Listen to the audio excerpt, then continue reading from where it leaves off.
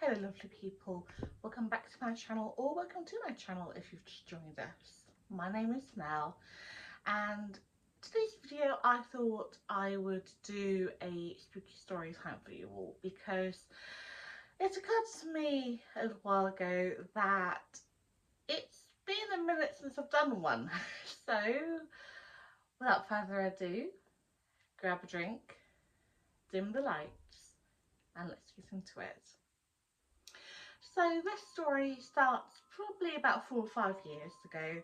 I was working at a children's daycare, and for those of you who may not have been following me for very long, or may not have checked out like previous videos I've done, I have worked in childcare for a long time, under a variety of different roles over the years, but this particular job I was working with toddlers. And this particular building that the daycare was, it was, well, it had a bit of an interesting history behind it from everything I've been told. First of all, it was a family home, and there was a tragedy that took place there when a little girl drowned in the back pool in the garden. And yeah, I can't even imagine the kind of pain that that family would have gone through with that. It's just heartbreaking. um Sometime later it would then become like some kind of like either like IT support or like software making, or like something along those lines. Yeah, like something technical at at the very least. And it said that either one of the higher ups or the owner of the company actually was caught up in and died in the 2004 Boxing Day tsunami over in Indonesia, I think it was. So again, yet more tragedy on the site. And then I believe it closed down for a little while, and then it was bought by the childcare company looking to basically expand, and that's what it is still to this day. So I worked there probably about a year, and we had some really weird things happen there. So fairly early on, at one point when I first started working there, I would have to catch the bus, and I was on the later shift, 9 till 6, and I got in probably about kind of 8:45 and took my stuff upstairs,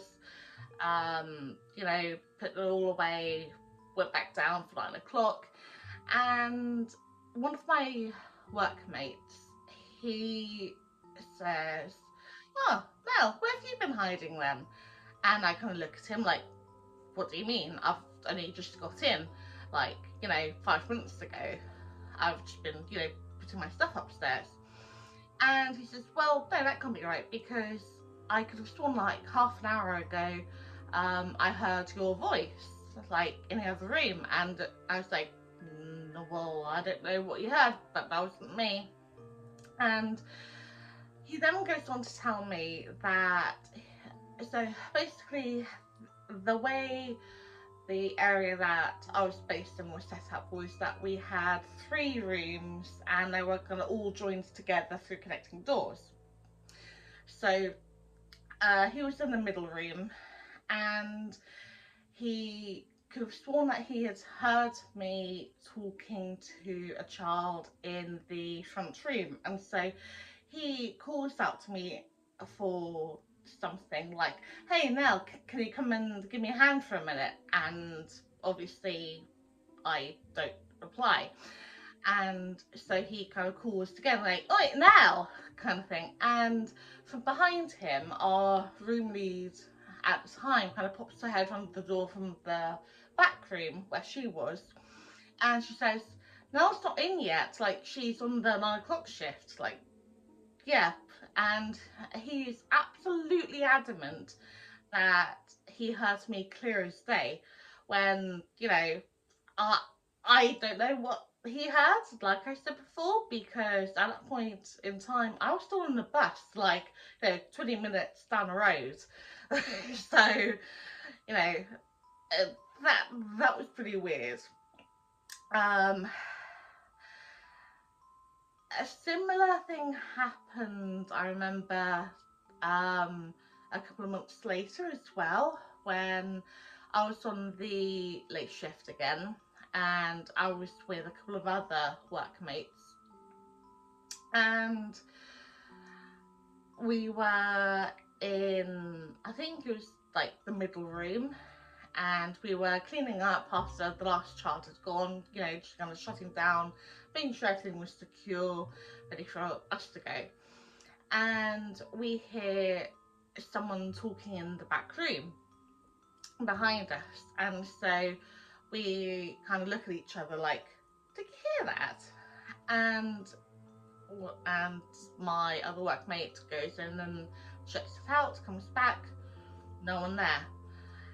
That really, really freaked us out because, yeah, we both heard it that time. So whoever it was really wanted our attention. Needless to say, we looked at each other, finished up really quickly, and got out of there as soon as we could. We would quite often have the children that we were looking after kind of say things as well, or like look at a certain area of the room, and like they had like their full attention on it, and that would really freak us out because we'd look as well and there was the only one there. And of course, it is said that children are really kind of more susceptible and open to spirit. So, it doesn't surprise me really. There was one time when I was sat in a garden with a small group of children, and I had like my back to like a big hedge, and then there was like a wall behind that from where there was like the parking out front, but it was like a really tall. And so I'm stood there kind of supervising the children playing, and a little boy is riding his tricycle around, and all of a sudden he stops like right in front of me and looks up. And first of all, I think that he's looking up at me, so I look down at him. I say, are you okay? And that's when I realised that he's not looking at me, he's looking like over my shoulder behind me. And so I kind of glanced over my shoulder, and obviously all that's there is the hedge with the wall behind it. And so I say, are you okay? What are you looking at? And that's when he giggles, points, and says, funny man, and just kind of rides his trike away. And I'm kind of stood there like, there's no man there. Like, what are you talking about, little child? And yeah, that sent shivers up my spine, because there's no way, if there had been someone in the car park, that wall and the fence was high enough to not be able to look over. And I mean, in a way, it's nice that, you know, whoever this child was seeing didn't seem to be kind of negative at all, because he, you know, said, funny man, as if, you know, maybe he was pulling a face or something like that. I don't know. But, you know, so that didn't worry me at all. But it was just the fact that this child was clearly seeing something that I wasn't seeing, and that really gave me the creeps. There would also be multiple occasions where one of us, either myself or one of the other members of staff, would be changing the children's nappies or diapers for my American and Canadian audiences. And we would, you know, kind of be chatting to them and singing to them and all that as we were getting them changed. And a few of them, but there was this one little girl in particular, would a lot of the time kind of, you know, kind of be focused on us for most of it, and then would suddenly look over our shoulder again and start, you know, giggling and laughing at something over the shoulder, and quite often would say things like, hello man, and things like that. Now, there were a couple of guys who worked in the building with us as well, but they weren't in that area at the time. One of them worked upstairs, and the other was like down the hall. So, you know, I mean, and obviously whenever any of the children would say these kind of things, or, you know, kind of have their attention elsewhere, like over the shoulder, you know, we'd always kind of look over our shoulder to, you know, check and see who else was there, you know, as you probably would do anyway. And yeah, there'd be no one there at all, which would be really, really weird. Like I said before, it never seemed to be kind of like a negative, threatening kind of entity at all. The children didn't seem particularly bothered or upset by whoever it was that they were seeing, so that was a relief, because um, if you've looked back at some of my previous storytime videos, there have been occasions where children that I've looked after have clearly been upset by something that they've seen, and that's heartbreaking, because, you know, no child should have to be scared like that. That's just not fair. Saying that, however, there was one occasion which kind of disturbed all of us at the time, and that was the occasion where it had been kind of early afternoon, and the children had had their lunch and we were just putting them down for a sleep, and they had like these little blue sleeping mats which we would put down for them to lay on, and it had gotten to the point where most of them were asleep, and, you know, we just had to kind of monitor them throughout the sleep hour or so, you know, just make sure that, you know, they're okay, they're still breathing and what have you. And there was this wooden fire truck that we had in the room, and this was a really properly made fire truck, made of really thick wood, really heavy, and it had been kept up on a shelving unit out of the way, and we hadn't had it done for probably a week or two, because we liked to kind of change the toys over to give the children some variety, of what they played with. And so the children are asleep, and all of a sudden this one little girl who was sleeping by the shelving unit suddenly wakes up screaming, like properly heart-wrenchingly screaming. And so we kind of rush over to her, we pick her up, and we kind of turn to take her out of the room, you know, kind of quickly and quietly so she doesn't wake up the other children. And no more than, I want to say, 20 seconds later, this massive, heavy wooden fire truck goes flying off the shelf that it was sat on and crashes to the floor right where this child had been sleeping not 20 to 30 seconds previously.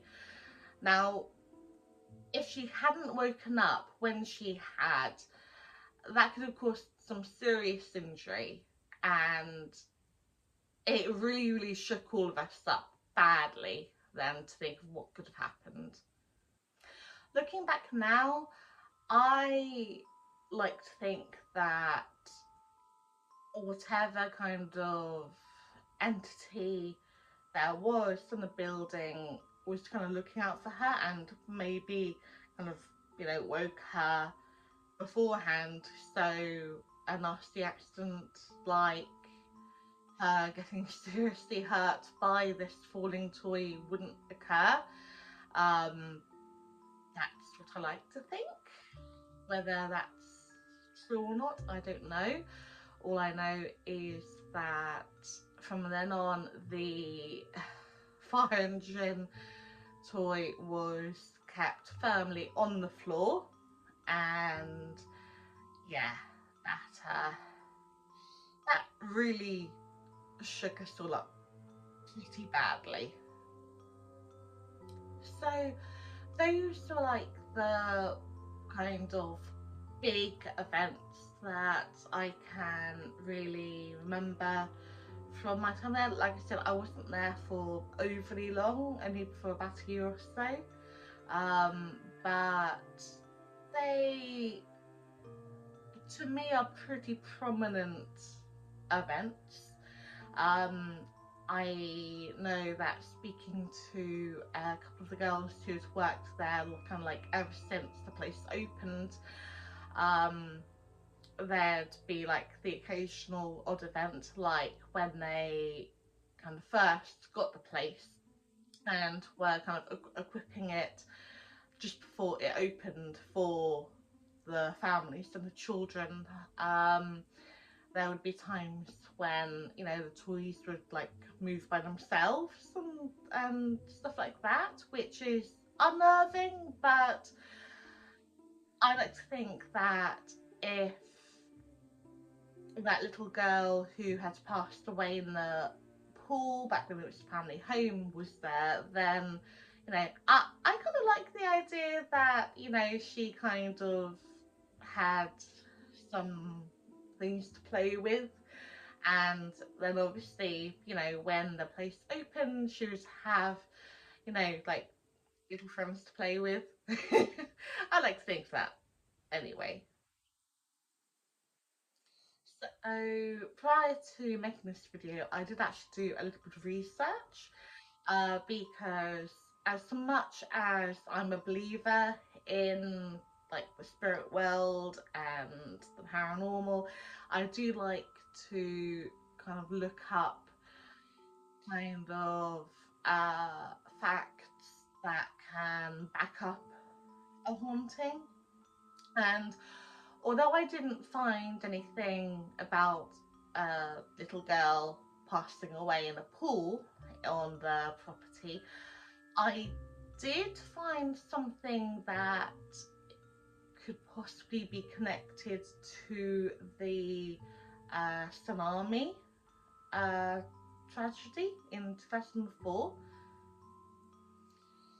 I was researching more into it, and I did actually find a possibility about who the male spirit could be, there was actually someone who worked and lived in the area, and his occupation would have absolutely tied in with like the kind of like the IT kind of career that obviously the building had been before it was the nursery. Now, I'm not going to put up his name or anything for the simple fact, well, two simple facts. For number one, I don't know for sure if it really is him. It could just be a massive coincidence, but like I said, it does all tie in to, you know, the building and the accident and things that I'd been told previously about the history of the place before, or like, you know, when I first started there. But also, if it is him, then I want to respect him and his family, because I believe that some of them do still live in the area, and you know, I want to respect their kind of confidentiality with all of this. So yeah, obviously if you're interested at all, then you know, you can do your own research into it, you know, just give me a message. But yeah, for uh, those reasons, I'm not going to be putting them up on the screen. Just gonna have to trust me, I'm afraid.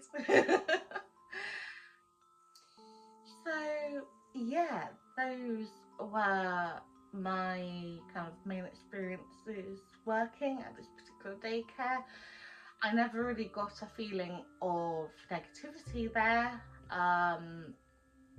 Like I said, the children didn't seem particularly bothered by whatever entity or entities may be there.